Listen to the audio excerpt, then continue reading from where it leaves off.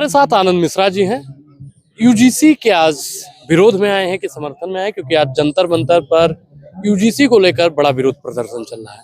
मिश्रा जी, पहले तो आपका बहुत बहुत स्वागत है। आपका भी बहुत बहुत स्वागत है। यूजीसी में तो व्यवस्था यथावत चली रही थी जैसे थी। 2012 में भी इसके पहले ला आया, और यूनिवर्सिटियों में भी जो शैक्षिक संस्थान है, तो शैक्षिक संस्थानों में तो ऐसा माना जाता था कि चूंकि बचपन की बुनियादी शिक्षाएं इतनी मजबूत हैं कि उच्च संस्थानों में कोई भेदभाव नहीं होगा। लेकिन निरंतर घटनाएं घटती रहीं, और चूंकि बड़ी यूनिवर्सिटी जैसे दिल्ली में हम हैं, तो दिल्ली में जैसे जितनी भी बड़ी यूनिवर्सिटियां हैं, तो बड़ी यूनिवर्सिटियों का भी एक कल्चर है, जैसे कि वहाँ पे भी वहदे में जो लोग बड़े हैं वो भी आते हैं, और कुछ कोटे से भी आते हैं। कोटे इन द सेंस की जो हाई प्रोफाइल कोटे से हैं।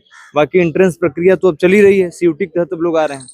तो जो नेचर होता है ना, मुझे लगता है कि जो बचपन से जो चीजें मिली हैं एज ए कास्टिज्म की हायरार्की में, वो एक समय तक रहती है, और बदलते बदलते उसको बदलने में बड़ा वक्त लग जाता है। तब तक आपकी शायद हायर एजुकेशन बीत जाती है और आप ब्रह्मचर्य से गृहस्थ जीवन में प्रवेश कर जाते हैं। आई थिंक 26 की उम्र क्रॉस हो जाती है आपकी, और 30, 32, 35, हालांकि 32 साल यूपीएससी की एज लिमिट है। उसके बाद भी बहुत लोगों को समझ में नहीं आता है कि हमें किनके साथ कैसे व्यवहार करना है, क्या मुंह से बोलना है, मन वचन कर्मों को किस तरीके से रखना है। मुंह में जो आया वो बोल दिया, तो बहुत बार हंसी मजाक की बातें जो है कि लग जाती हैं और वो जातिगत बन जाती है। इस तमाम चीजों को देखते हुए 2012 में आया था कानून, और वो कानून अपने हिसाब से बहुत सही था, चल रहा, तो उससे घटनाएं यूनिवर्सिटी कैंपस में बहुत कम हुई थी। लेकिन जैसा कि अभी यूजीसी की तमाम रिपोर्ट है, और भी कुछ सामाजिक संगठनों की भी रिपोर्ट है, उसमें भी ये बताया जा रहा है कि शोषण की घटनाएं बहुत ज्यादा बढ़ी हैं। हालांकि वो शोषण की घटनाएं SC/ST वर्ग के साथ बढ़ी है, उसमें ओबीसी वर्गों की भी बहुत सारी शिकायत रही है। अब SC/ST वर्ग के साथ, तमाम महिलाओं के साथ, तमाम दिव्यांगजन के साथ कोई अभद्र भाषा का प्रयोग, कोई जातिगत भाषा का प्रयोग, कोई ऊंच नीच का भेद करते हुए प्रयोग, डिस्क्रिमिनेशन की तमाम परिभाषाएं उसमें हैं। उसमें जिन जिन आधार पे जिसका है, सब लोगों ने करा, ये मामला बहुत बढ़ता ही गया है। तो उसको देखते हुए ओबीसी वर्ग के भी साथ बहुत सारी दिक्कतें हुई। जैसे कई मेरे मित्र हैं यादव, जैसे वो कह रहे थे कि यूनिवर्सिटी में आप तो कहें ये हीरा क्या कर रहा है, भैंस चराने वाला ये यूनिवर्सिटी में क्या कर रहा है। तो उनकी भी अपनी एक पीड़ा है। अगर ये एक छात्र के भी साथ आज़ादी के 77-78 वर्षों बाद ये अगर ये हो रहा है, तो ये बहुत निंदनीय है। हम, जाहिर सी बात है कि हम शैक्षिक संस्थाओं को हम कचरे के दिशा में लेके जा रहे हैं। लेकिन जब वो नारा लिखा जाता है कि ब्राह्मण तेरी कब्र खुदेगी बेच चुकी भूमि, उस पर क्या कहेंगे? एग्जैक्ट, जैसे ब्राह्मण तेरी, उसके पहले भी नारा ऐसा था कि ब्राह्मणों भारत छोड़ो, और तमाम ब्राह्मण बरिया, तिलक तराजू और तलवार इनको मारो जूते चार। बहुत साफ शब्दों में मुझे कहना है कि मन की जो विसंगति है, जो कीड़ा है, ये कभी भी किसी भी बौद्धिक वर्ग में जाएंगे, चाहे वो ओबीसी का बौद्धिक वर्ग हो, चाहे जनरल का बौद्धिक वर्ग हो, और चाहे SC/ST, चाहे किसी महिला विमर्श का बौद्धिक वर्ग हो, कहीं भी आप जाएंगे, जो मानसिक रूप से बीमार है वो बीमार ही रहेगा। उसको कोई भी भाषा लिखने में कोई परहेज नहीं। आप किसी मंच से जाइए और ब्राह्मण तेरी कब्र खुदेगी किसी बौद्धिक SC से भी पूछेगा, वो भी इसको खारिज करेगा। जाहिलों की बात नहीं हो रही। जाहिल हर कौम में, हर जाति में है, जो जिनका मानसिक गुलामीकरण, जिनका मानसिक कुंठाकरण हो चुका है, जिनका मानसिक अपराधीकरण हो चुका है, वो किसी भी भाषा पे किसी भी तह तक जा सकते हैं। तो उसको सिरे से हर वर्ग को खारिज करना चाहिए, ये बहुत गलत है। हर जाति को, यहाँ चूंकि भारत जाति विविधता का देश है, और उसके बाद भी एक ही छत के नीचे सारी जातियां यहाँ पे रहती हैं, सबका एक तरीके से समन्वय चलता है। हमारी भक्ति परंपरा इसी पे आई है। यही वो देश है जहाँ पे ऐसा नहीं है। यही वो देश है जहाँ पे लालमणि त्रिपाठी जैसा व्यक्ति जो है कि आलम बन जाता है रीति मुक्त धारा में, और आलम केली नाम से इतनी बड़ी रचना कर देता है। उनकी पत्नी शेख आलम शेख औरंगजेब के पुत्र मुअज्जम के दरबारी कभी हुआ करते थे। ये भी प्रेम की एक परिभाषा इसी देश में पंडित होती है। भाई कहाँ हैं आप? तो अगर जो मानसिक विकलांग ये कि उसका समर्थन किसने? अरे ऐसा कोई भाषा लिखा, अगर वो CCTV फुटेज में उसको सजा दो। ये लिखने का हक किसको है?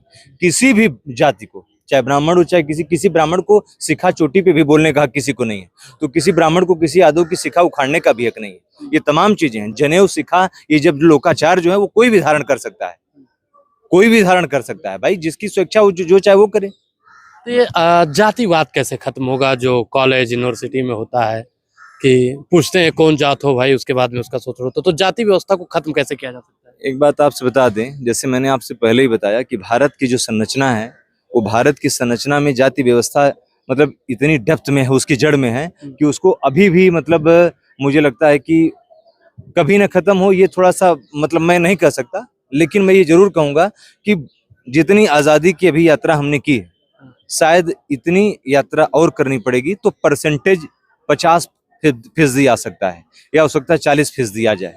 खत्म होने में हो सकता है कि बहुत वक्त लगे, या हो सकता है कि कभी खत्म ही ना हो। जाति लेकिन व्यवस्था कम कभी जरूर खत्म नहीं होगा, होगी। लेकिन कम जरूर होगा, खत्म नहीं होगा। कम जरूर होगा। और कम कैसे होगा ये भी मैं बता दे रहा हूँ। कम तब होगा जब जेएनयू और दिल्ली जैसी यूनिवर्सिटी में एक ब्राह्मण लड़की की शादी दलित लड़के से हो रही है, एक राजपूत लड़की की शादी एक यादव प्रोफेसर से हो रही है, एक मौर्य प्रोफेसर पुरुष की शादी एक ब्राह्मण लड़की से हो रही है। तो मुझे लगता है कि जब बड़ी बड़ी संस्थाओं में यूपीएससी ऐसी लबासना जैसे ट्रेनिंग सेंटर में जब लोग आपस में जब जरूर ये भी सही है कि हर व्यक्ति वहां तक पहुंच भी नहीं पाएगा, लेकिन कम से कम वहां से मैसेज आते आते एक समय तक इतने बड़े वो ब्रॉड लेवल पे आ जाएगा कि हो सकता है कि कुछ हद तक इसमें गिरावट आए, और हो सकता है कि 50% आ जाए। लेकिन आजादी की उतनी यात्रा करनी पड़ेगी जितना अभी हम करके आए हैं। यूजीसी का ब्राह्मण तबका विरोध क्यों कर रहा है?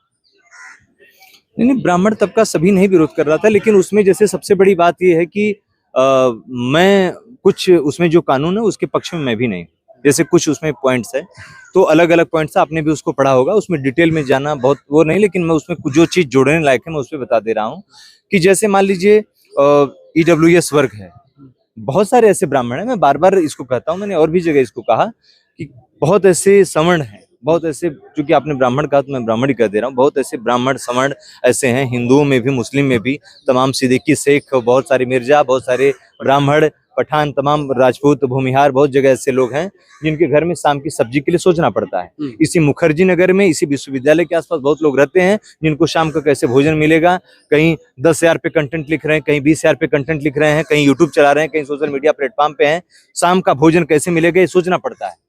तो ये जो है ये बहुत बड़ी विडंबना है। तो कहने का मतलब है कि जाति ही जाति की शोषक नहीं है, वर्ग भी जाति का शोषक है, वर्ग भी वर्ग का शोषक है, दो ही वर्ग है। जातियां तो मान लीजिए डिवाइड है, लेकिन जो जाति में इंटेलेक्चुअल हाई है, जैसे इलाहाबाद यूनिवर्सिटी में तमाम ओबीसी हमारे मित्र यादव हैं जो अध्यक्ष हुए, महामंत्री हुए, तमाम विश्वविद्यालयों में ऐसे जो हैं जैसे जाट लॉबी है, तमाम यहाँ पे अध्यक्ष हो रहे हैं। उत्तर प्रदेश में ओबीसी में आते हैं, यहाँ जनरल में आते हैं। तो कहने का मतलब है कि जो वहदे में बड़ा है वो भी तो अपने नीचे से किसी का शोषण कर सकता है। जाति, अरे भिखारी कोई मान लीजिए ओबीसी वर्ग से है और वो मान लीजिए हाई प्रोफाइल से है, बड़े वहदे पे, वो कहते अरे ससुर राजपूत हम भिखारी हैं, मतलब सॉरी वो कहते क्या भिखारी, हमेशा मतलब बात करते रहते हैं। तो कहने का मतलब है कि अभाव उनके यहाँ भी है। तो इसमें शिकायत किसी के लिए भी हो रहा है, कोई व्यक्ति गलत शिकायत की वजह से अवसाद में जाए, उसका सेमेस्टर खराब हो, उसके शिक्षा दीक्षा खराब हो, उस पर थोड़ा सा बहनों उसमें एक क्लास जोड़ दीजिए कि जो शिकायत करने वाला रहेगा उसकी भी जो उसको भी ओपन रखा जाएगा। जो शिकायत करेगा उसके पास कुछ तो तथ्य रहेंगे कि ऐसे हवा में जाके कर देगा। गलत शिकायत जो करेगा अगर दोष सिद्ध नहीं होता है तो उसके भी ऊपर दंड बने। और एक चीज और, लोग कह रहे हैं कि सामान्य, हालांकि उसमें वो एग्जैक्ट डिफाइन कर दे कि सामान्य वर्ग के भी उस कमेटी में जो इक्विटी जो समता समिति है, तो समता समिति को जैसा वो लोग कह रहे हैं कि वो विषमता समिति है, तो विषमता समिति अगर जाति में लाने के लिए की है तो उसमें बस सामान्य सी बात है कि जोड़ दें कि भैया उसमें दो ठो सामान्य वर्ग के भी लोग रहेंगे, बात ही खत्म। जी मिश्रा जी, बहुत झगड़ा बराव बढ़ाया जाता है। और यूनिवर्सिटी, एक चीज और मैं कहना चाहूंगा आपके चैनल के माध्यम से, हम रोज उसी यूनिवर्सिटी में, उसी मुखर्जी नगर में, उसी आसपास कैंपस में 4 एससी दोस्तों के साथ, 2 एसटी दोस्तों के साथ, 10 ओबीसी दोस्तों के साथ बैठ के चाय पीते हैं, उनके साथ तमाम अपना दुख सुख साझा करते हैं, हमारे दुख में वो भी खड़े रहते हैं। इस छोटे छोटे कानून जो है कि वो जो बाइंडिंग मजबूत हो रही, जो लोग भूल रहे हैं, पुरानी दंश जो जाति का दंश झेल रहे थे वो लोग जो भूल रहे हैं, वो कहीं न कहीं से उससे उभर रहे हैं। तो इस पे सरकारों को आपस में चोंचलेबाजी न करके कुछ साफ सुथरी व्यवस्था बनानी चाहिए पारदर्शी ढंग से, ताकि छात्रों के बीच में जो भाईचारा है, जो कटुता है, उससे वो बचें। और जाति की जो खाई गहरी करने का काम किया है उसको सरकार पाटने का काम करे। बहुत बहुत धन्यवाद। जी, धन्यवाद मिश्रा जी। हमारे साथ मिश्रा जी थे जिन्होंने यूजीसी पर अपनी पूरी प्रतिक्रिया दी। आप पूरी बातचीत को लेकर क्या सोचते हैं अपनी प्रतिक्रिया कमेंट सेक्शन में जरूर दीजिएगा। बहुत बहुत धन्यवाद।